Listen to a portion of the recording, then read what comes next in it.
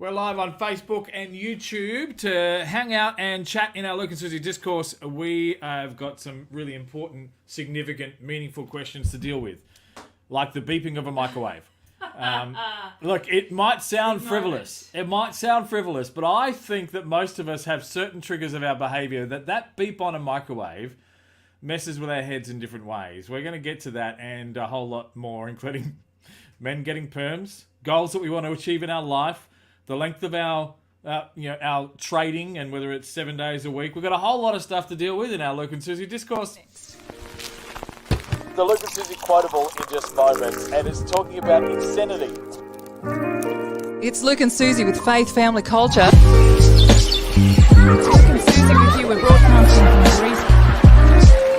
The wise words of someone from yesteryear. Before we get into it all, make sure if you are just watching that you add to the chat, and your comments will come through to what we're doing. We've got a bunch of people who are going to join us in conversation as well. Suze, in our Luke and Susie Discourse, B is kicking us off with a question about microwaves. Yes. And I think this is a really important question. Do you? Yeah, I do. And it's interesting because I kind of have to answer yes to it, but not for the reason of the premise of the question. B's asked, how many people open the microwave right before it beeps to avoid hearing it? And I often open the microwave before it beeps. But not because I don't want to hear the beep. I'm so impatient. And I figure if I've been cooking something for 3 minutes, that 2 minutes 58 is enough. Already a microwave. I hit it's already going fast. I know. But I'm standing there and I'm just waiting. And usually if it's in the microwave, Suze, the thing I'm doing is getting food ready to eat. And do I look like the guy who's mastered the art of waiting when it comes to food? I don't think so. Suze, do you open the microwave before it beeps or do you let it beep? In my early 20s, I used to open it before it beeped. Right. And then I worked with a girl who said that it was dangerous to open it. That there's a reason why it gives you those 3 beeps at the end. And it needs a second to finish with whatever it is that it's flying around inside the microwave. All those. So really, she was speaking rubbish. Well, but I don't know that. I know. Microwave works. But like my auntie, when I was a little kid, told me if I stand on cracks, monsters come out. And like now as an adult, I know full well that she was lying to me as a joke, mocking this little child. But to this day, as an adult, I space my steps to avoid the cracks. Right. Because she got into my psyche as a kid. And I don't think that waiting till the microwave stops beating is the same as not stepping on cracks because monsters might come out. I don't think it's the same thing. I see why you might separate them. Microwave is designed for you to wait till the beeps are finished. Only by my design. Like I can put in whatever time I want.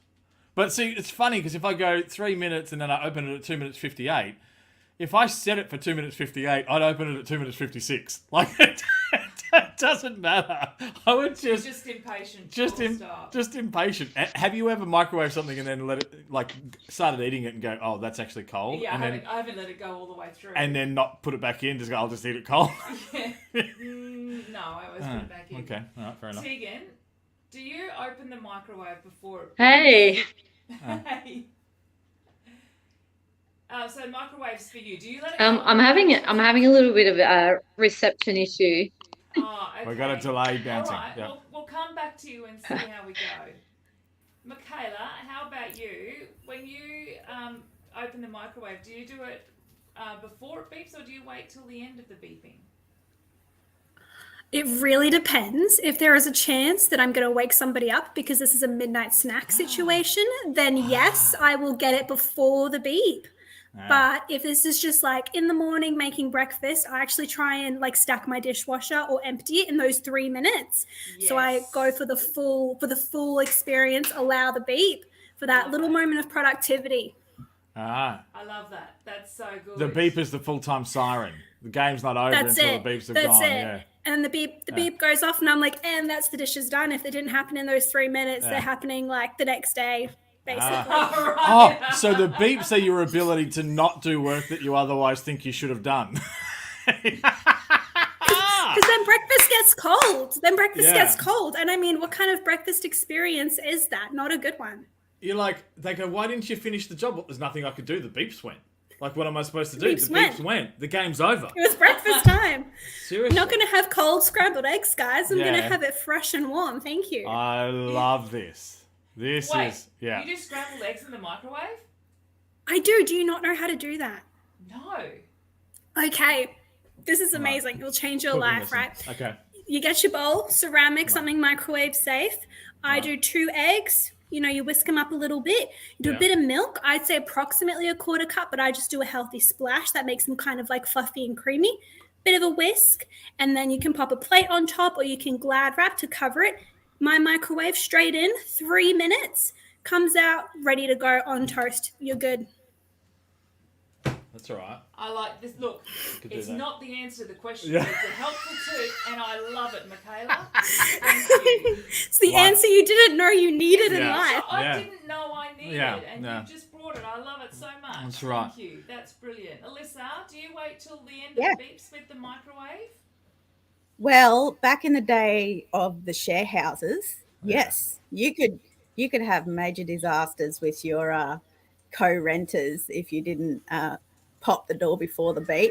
But I'm a bit like Michaela. It depends now. If I'm going to wake someone up that doesn't need to be woken up, like a cranky teenager, then, I'll pop the door. Otherwise, I just let it beep. Yeah.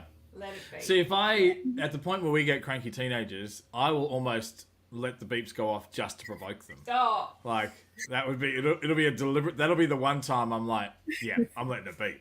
I feel like you're working Yeah. against me parenting wise sometimes. Yeah. Just Yeah.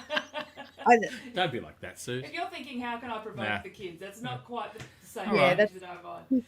That's not positive parenting.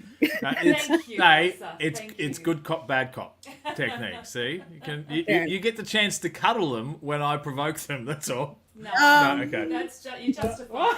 You're justifying.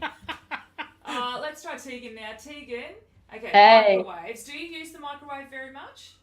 Actually, I've just spent 11 months living in my van, so a microwave is a bit of a luxury item that I've always been kind of programmed to believe isn't a good thing to use. So I've always, when I have used it, I've always walked away just with that kind of theory within my awareness that potentially I'm getting zapped by a whole heap of unnecessary energy. Yeah.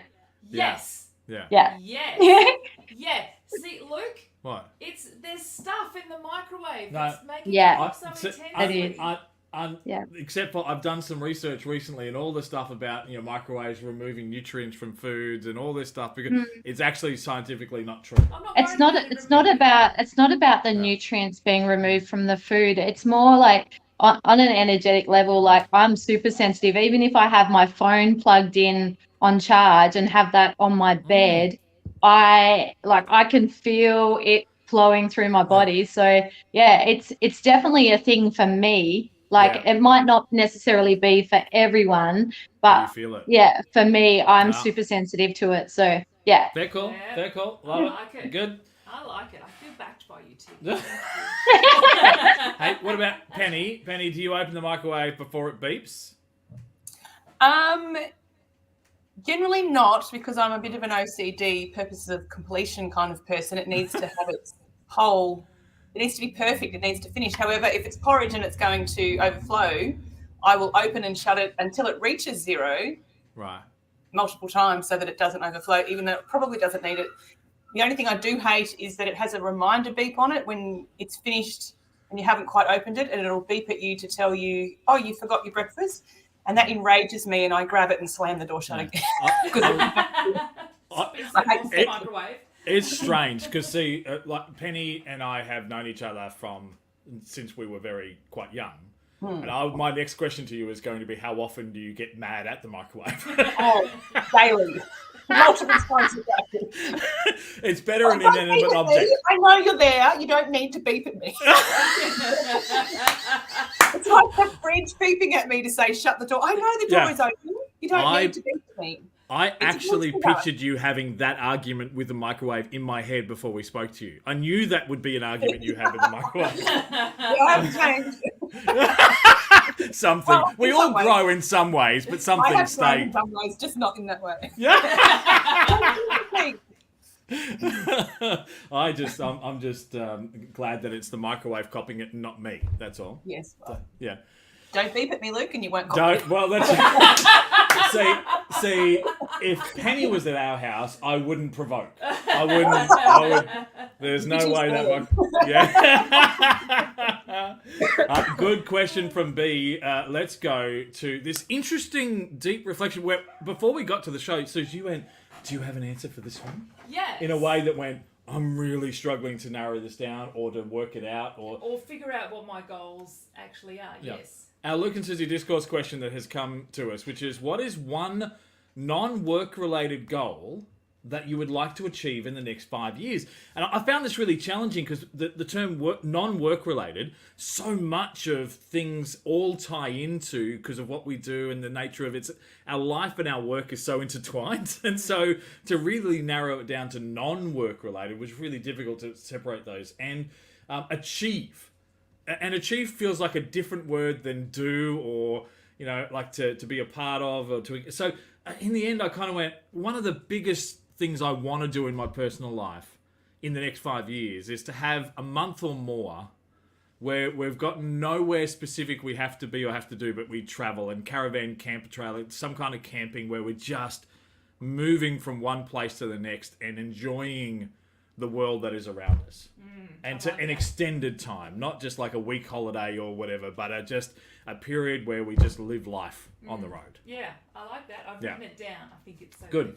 What's your answer? Okay, it said just one thing, so I've chosen just one thing. In 5 years, our eldest will be 18 and our twins will be 16. And so to be raising confident, adventurous young men ready for the world would be my goal. That's nice. I mean, I think it's really avoiding the personal side of the question. Shouldn't that just be a given? Anyway. I don't know. I'm counting it as a goal. I'm going to actively invest in the role as mum that I have been given. No, I love it. And it's such an important role. Roxanne, when you think about 5 years, do you have some personal goals that come to mind? Not work related, but specifically for you personally?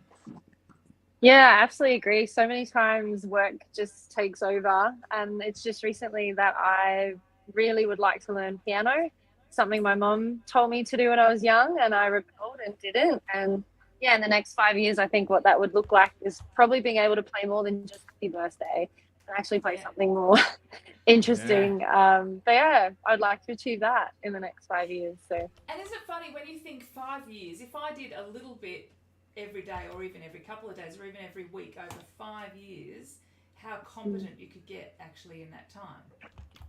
Oh, 100%. Like all those little bits amount to something greater, but it's just starting and just initially, getting into a habit, I guess, like forming that routine or saying, look, every Wednesday I'm going to go and practice or do it or get up and commit. I mean, husband and I just started doing Pilates and it's been 1 week and even that, just when the alarm goes off going, all right, it's time to go. And we snooze and we snooze. Eventually we do it, but just forming a good habit. So contact me in 5 years and I'll play you some Mozart or something. All right. That'd be great. Yeah, it's interesting because that perspective that you just gave, Sue, really inspired me is that, if we did this and just started now, forget about where you're at now or in the next 12 months. Think about if you practice this every day for 5 years, how competent could you be? I've written that down as a real challenge, whatever it is that I might talk myself out of starting because I'm behind the eight ball, just to think about 5 years of just small little daily contributions. That's cool. You're still young enough in 5 years' time. Now, Tegan, you've already been living the life that Luke's saying is his dream for the next 5 years, out roaming the country in a caravan. Do you have other dreams you can think for yourself 5 years?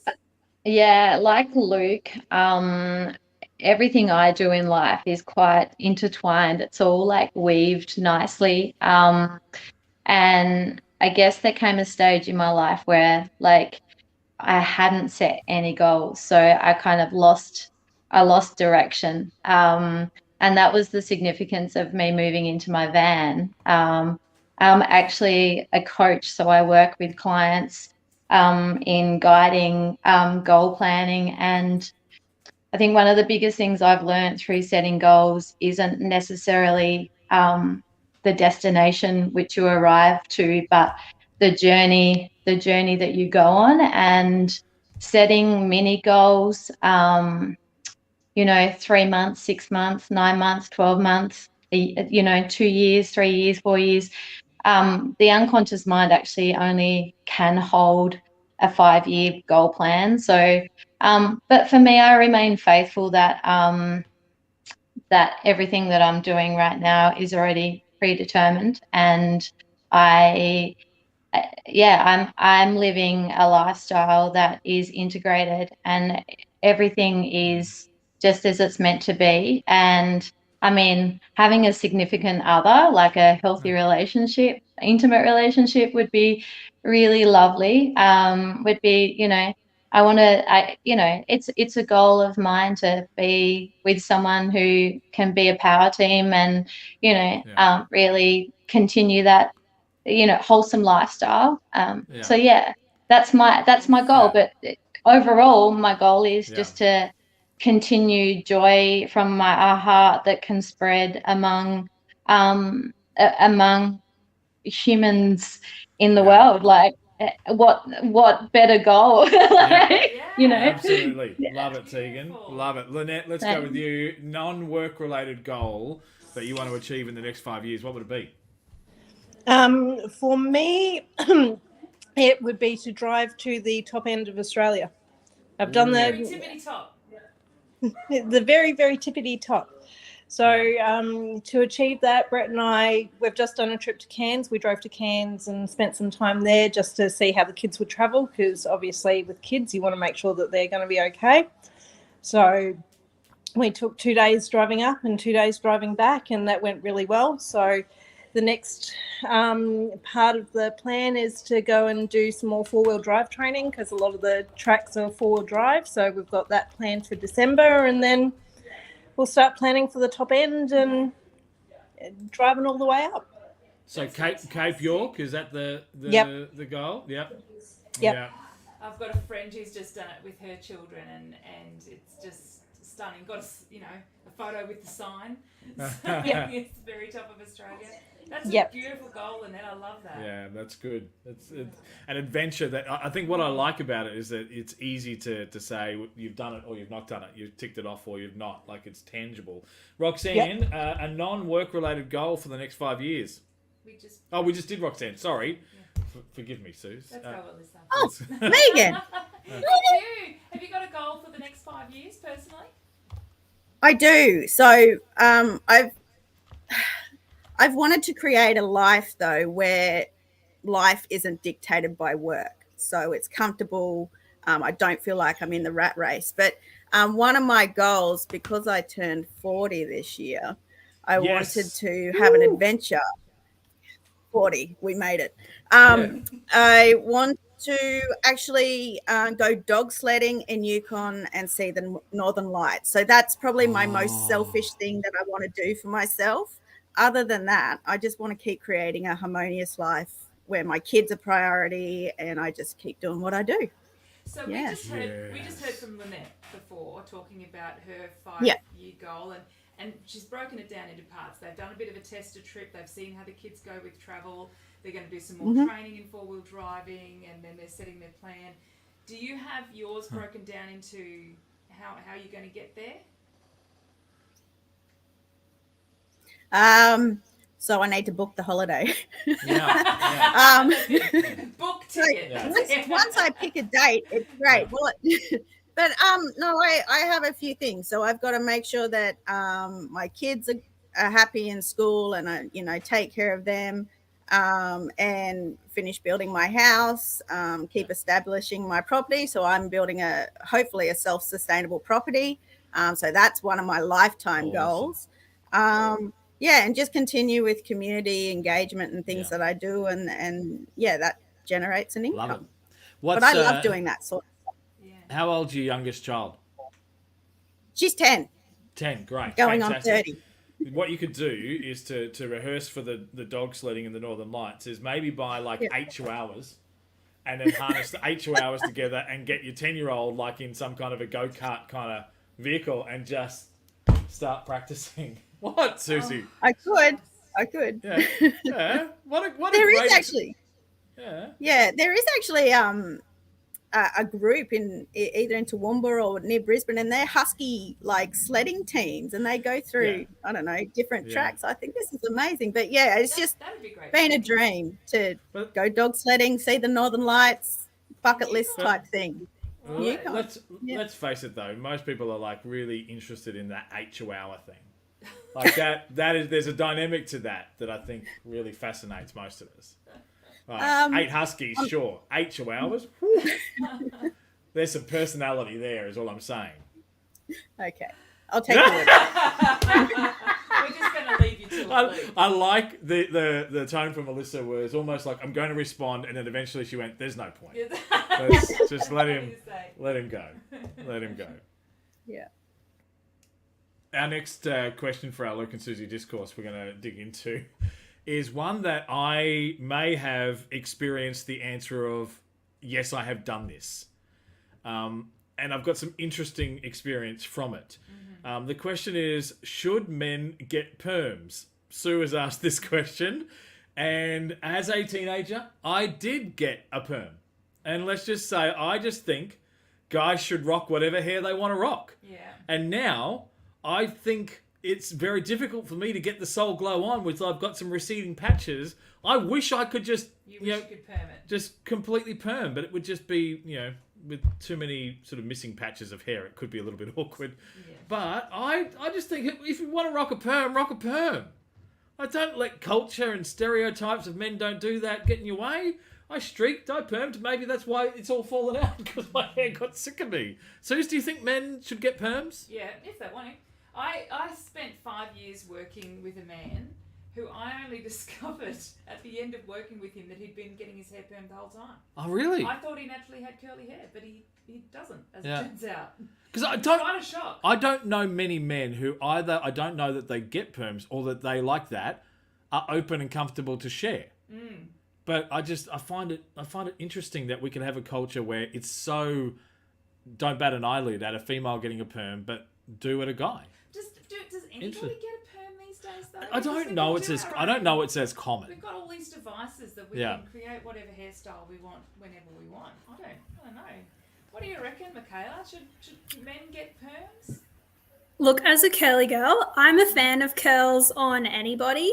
Yeah. I will say that I think we kind of hit it. If it's a matter of should, I think it's really whoever wants to.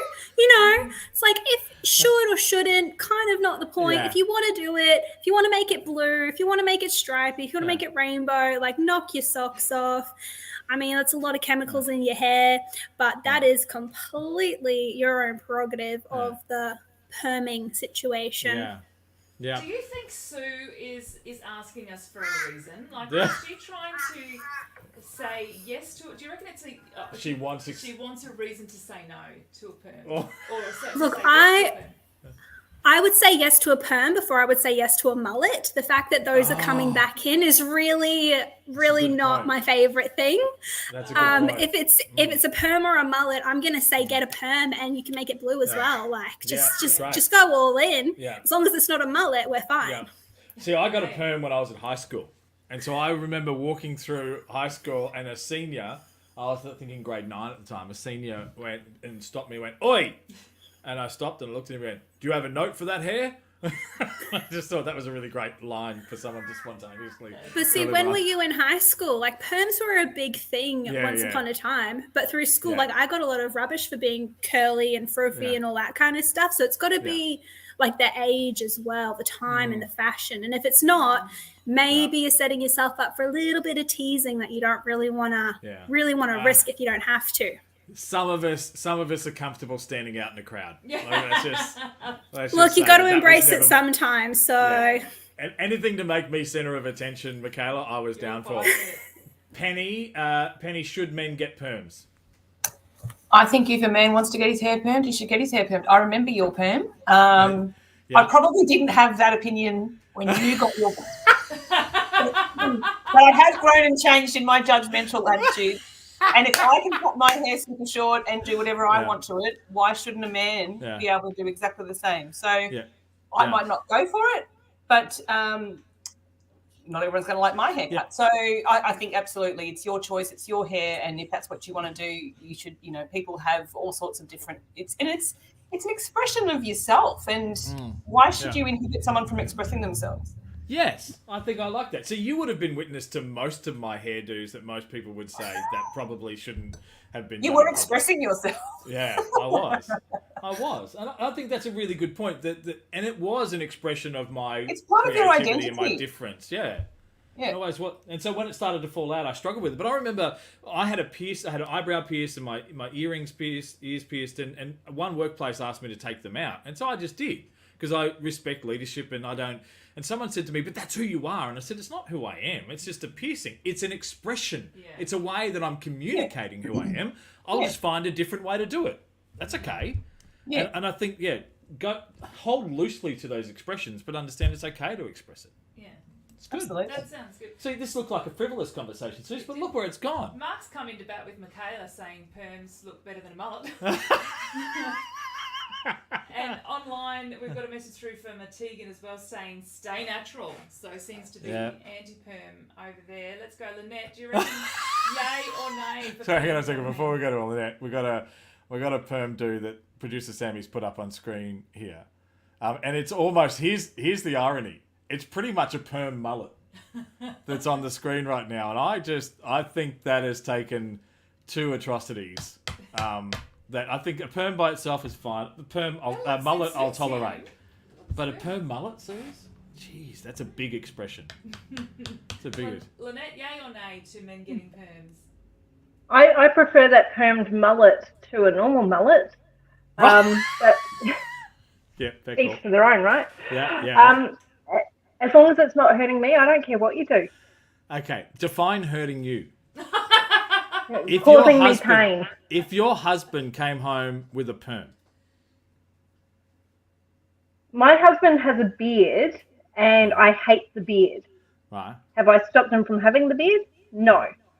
Right. When his hair gets long, it gets curly. So it's almost like he has a perm anyway. So no different.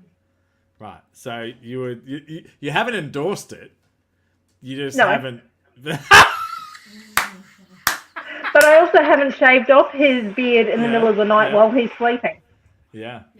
Because his body, his choice.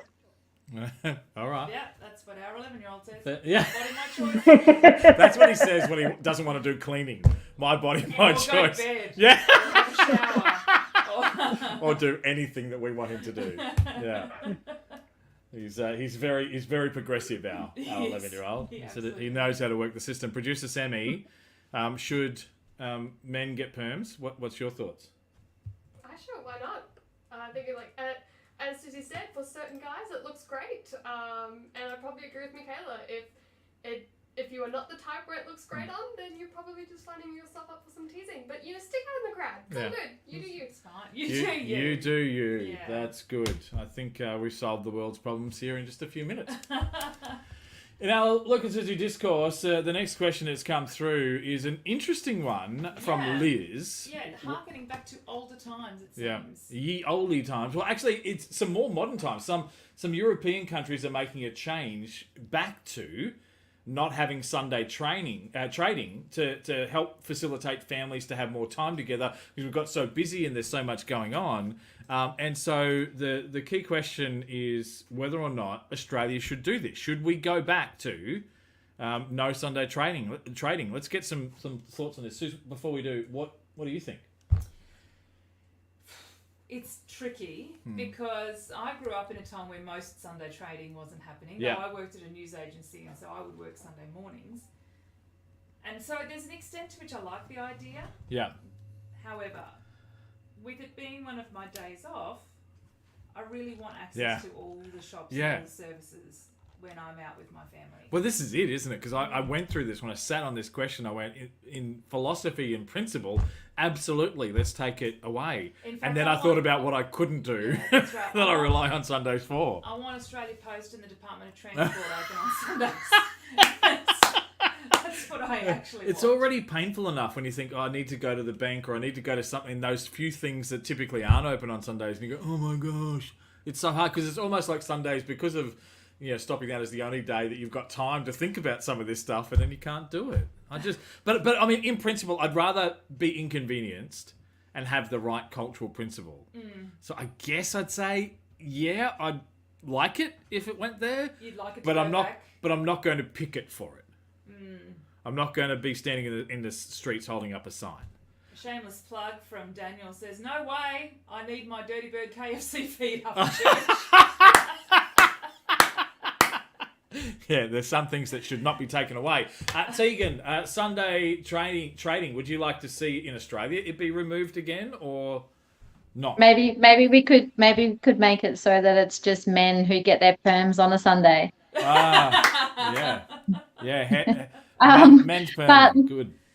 You know, when I was 9, my parents took over the lease on a shop for 12 months, and it changed the dynamics of our family quite a lot. You know, I think everyone has the option to create boundaries as to whether they work on a Sunday, and it's about, you know, I think it's up to every individual. However, I feel like community has broken down a lot because, you know, we can't kind of like extend our social gatherings like on a consistent basis because, you know, everyone's working or everyone's busy or everyone's, you know, doing sports or activities. So, you know it, like you get told people are too busy and you understand and acknowledge that people are busy.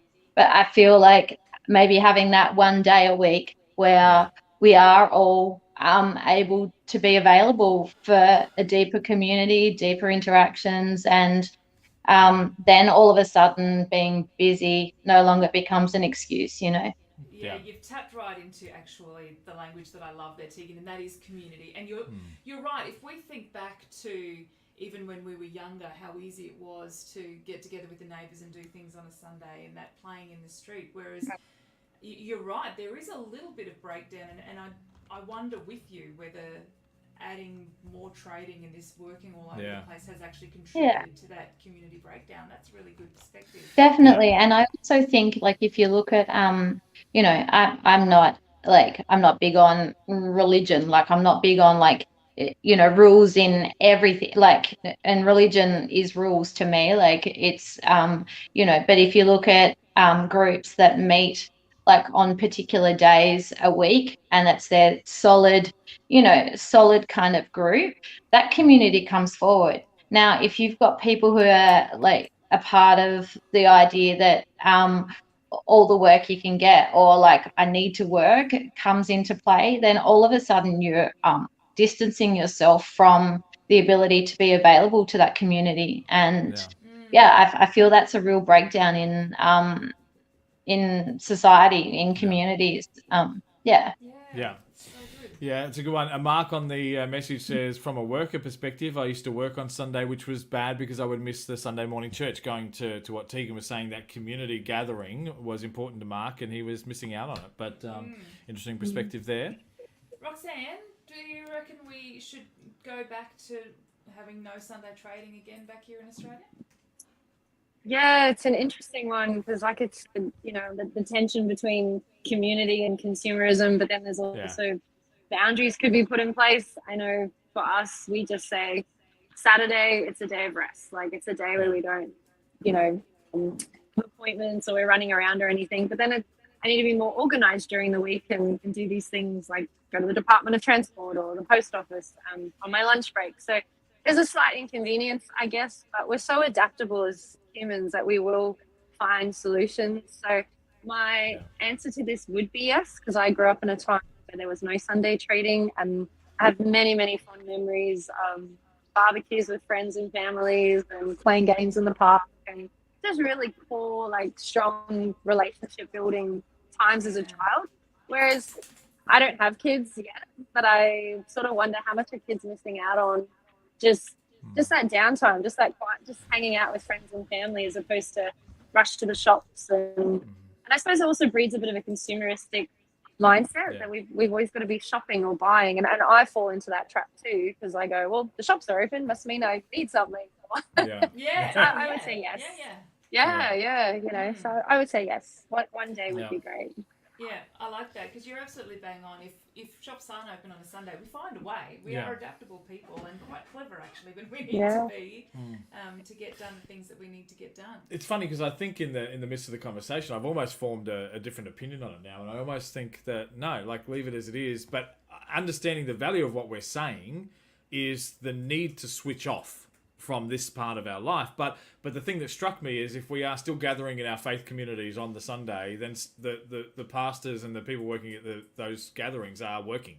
And people at petrol stations are still working, and doctors and emergency services are still working. So there is no universal, everyone gets that day off. And so therefore there's personal responsibility to go, but a day off where we're not consuming, where we're not shopping, where we're not... But if we're taking a trek with our family to enjoy a day together, we're probably going to need to put petrol in the car. And so we need someone to be able to help us with that, with the way of society. So I think it's really valuable for us as a family and individual to make a decision to be able to switch off from stuff, but whether or not that's the responsibility of general retail commercialism. I don't know. Do we want to go to another call? Yes, I would like to ask someone else. Let's ask Penny. Do you reckon Sunday trading should stick around, or maybe it's time for it to go back to bed? I think it's it's difficult because I remember as well Sundays there not being any trading, and I think we are, if it's not open, you would work around it or you would go without for a day. It's like when you have a public holiday or Christmas day and you see people with 2 trolley loads of groceries and you're like, it's going to be shut for one day. Like, do you need all of it? It's sort of frustrating, but I think it's the question is about the European countries who've gone back to doing it. Should we do that? Australia's not in a position to just go and do that because we're not behaving like those European countries that have already put social community things at the forefront. Yeah. We live in a country that where the economy dominates, and that if you have a go, you'll get a go. So you've got to work 3 jobs to make ends meet, and that job might be on a Sunday because the welfare is not where it should be and people are not being looked after the way they are in these Scandinavian countries, where they are being looked after because people, community, society is elevated and is nurtured more than money. And so until we get to that point, it's not going to happen. Yeah, which is a point that you make. I watched a horrific documentary about Woodstock 99 and the horrific behavior. It got burnt to the ground. And yet they tried to replicate the 60s Woodstock where everyone was love and kind. But there was an environment at the time where they were going against violence and war. And Woodstock was almost a protest against Vietnam and things like it. And so this culture was yearning for peace. And in 99, that wasn't the environment. The environment was getting angrier and more upset and unsettled. And so the music festival wasn't the key. It fed the prepared culture at the time, whereas it wasn't prepared. So what you're saying is, Australia's not actually in that position like some of these European countries. We need to do so many more things before we can do that. I mean, just one example is that in Scandinavian countries, and the question says European countries, I'm not sure which European countries they're talking about, but in Scandinavian countries particularly, the welfare is 90% of the minimum pay or lowest, for in Australia, it's 40%. And so then in those Scandinavian countries, there's higher taxes and everything else, but then schools and health and all those fundamentals are free for everyone. Everyone's on a level playing field, and everyone's not at each other's throats to try, and we saw that in COVID. I think it'd be lovely. The idea is nice. It's utopian, and unless you do the research, you don't hear much about what Sweden and Norway and some of the education and some of the they're always ahead of us in everything. Furniture, cars. Maybe that's where it all comes from. They put their furniture together themselves. So the flat packing is a key cultural input. For us, it releases tension in our marriage to flat pack together. But I'm not quite sure it's a good thing. But we have to individualize our opening of the flat pack. We can't do it together. Like a game of Monopoly. IKEA and Monopoly are the source of our biggest arguments. Yeah, right. We've learned what to avoid. Hey, Tamara's asked the question about a choice, and this choice that Tamara gave me made my stomach churn. Oh. It was a real tussle for me. Tamara's asked if you could choose between exploring open space or the deep ocean, which would you choose and why? And if the question was, would you enjoy exploring, nature and woods and versus, sea life, I would go, it's so beautiful, I couldn't choose between the two. But the wording was open space or deep ocean, and those terms scare me. Like I pictured myself deep ocean. I'm like, there's sharks, and what if my oxygen tank runs out? And what if something? And there was this danger that was, and then the open space means I'm in the middle of nowhere. And what if I get stuck and then I have to walk a very long way, Suze, and there's bears and there's dangers, and I don't want to do either of these things. I think I overthought it, but probably open space by the spirit of the question. What about you? So you saw open space as in open space, but on the ground. Yeah. Not in outer space. Yeah. Yeah. Oh, okay. That changes my answer. Were you going to outer space? Yeah, it was no. If it was outer space versus deep ocean, I'd go deep ocean. But if it's open space, like on the ground versus deep ocean, I'd go open space. Right, and why? Safer. So I feel suffocated at the thought of going deep ocean. Yeah. But outer space is too high. Yeah. Non-deep ocean, I'd go ocean. If I was like, there's some level of depth I wasn't going to go to, but it just the full imagery of going deep is intimidating. We did an interview with a guy on our show who went. He was a deep sea diver, and his tube that gave him life disconnected, and he actually died, didn't he? Yes. Well, they said they pulled him in thinking he was just going to be dead, and he lived and survived, and they made a big documentary. It's incredible. But that just scares the living daylights out of me. Yeah. All right, this is a much easier question now. If you could choose, Lynette, between exploring open space or the deep ocean, which would you choose and why? If I don't have to rely on something else to stay alive, I'm going to choose that thing. So open space is completely the one that I would choose. Yeah, because if you go deep ocean for any period of time, you have to have something artificially keep you alive. Yep. Or if you go to outer space, you've got to have something that artificially keeps you alive. I just leave me on the ground level. I'm happy, thank you. Yeah. Yes. All right.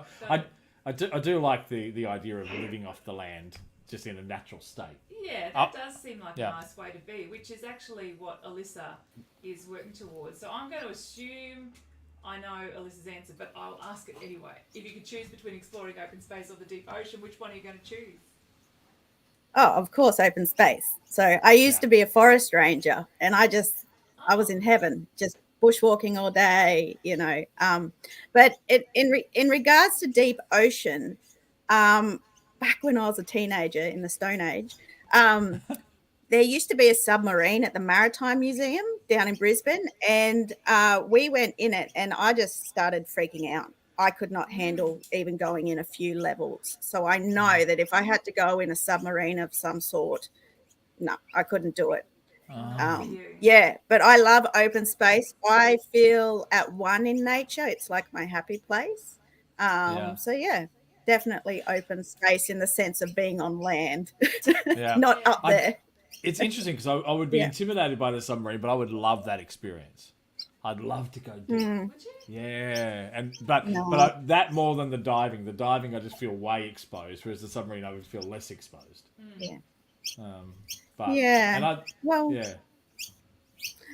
sailed on a tall ship, so that was the best ocean experience I've ever had. I sailed on a tall ship called the Young Endeavour from Melbourne to Sydney, and that was amazing.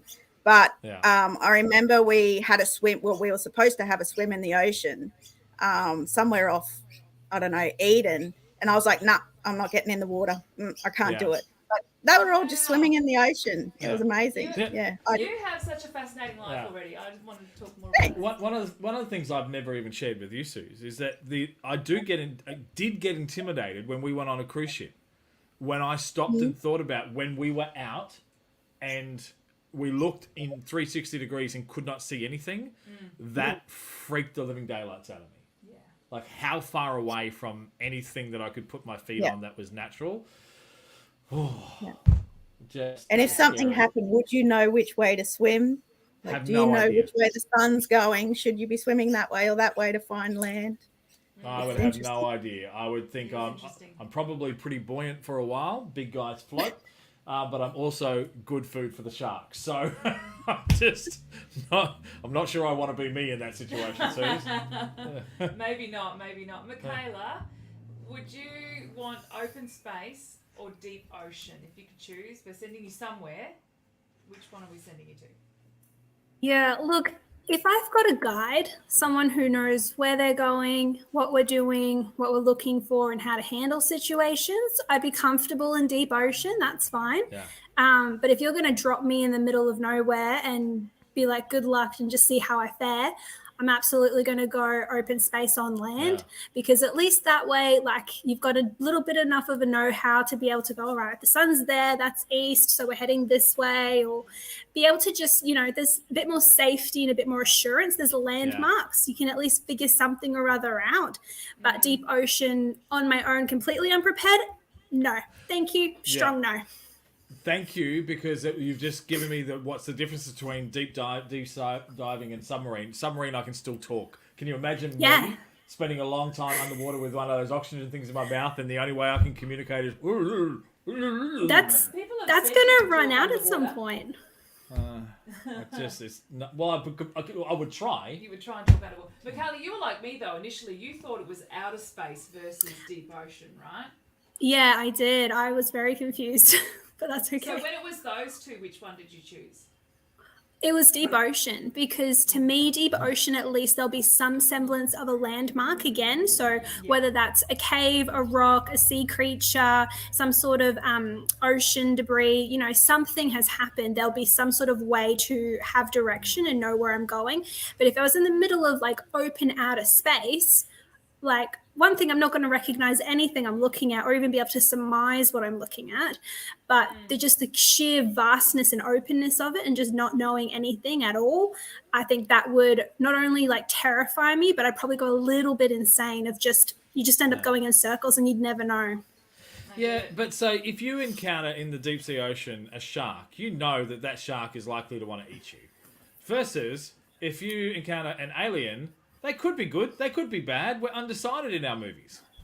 So maybe look, yes, but what's to say that they're going to like me? What's to say that we're going to be able to communicate effectively enough for me to be like, hey, I'm just lost and trying to find my way back to my own planet. If I have to go by shark, that's a very exciting way to go, and I'm comfortable with that. That's fine. We'll just give them a poke, like Alyssa's saying, and just swim away as quick as possible. Right. Or if I just hide, maybe my hair will do seaweed effects, and I can like hide behind a rock, camouflage. That's good. But if you get to an alien and you don't know how to communicate, just get your index finger out and go, phone home. You know that they'll understand it. Phone home. Oh my goodness, this is not where this conversation was going to go. Sarah has messaged through and said, open space. I've already tried scuba diving, can't get my head underwater. That would make the deep diving particularly difficult. Mark's doing open space. I don't like swimming in the ocean. That's Mark's perspective, which is, and again, makes it tricky. Does make it tricky. We appreciate all the comments and all the contributions to be a part of our Luke and Susie Discourse. At any point, you can text message your thoughts through to 0417 455 We're going to wrap it up there, Suze? Yes. It's time for us to sip a coffee and have a chill. Thanks for hanging out with us, and we'll catch you next time.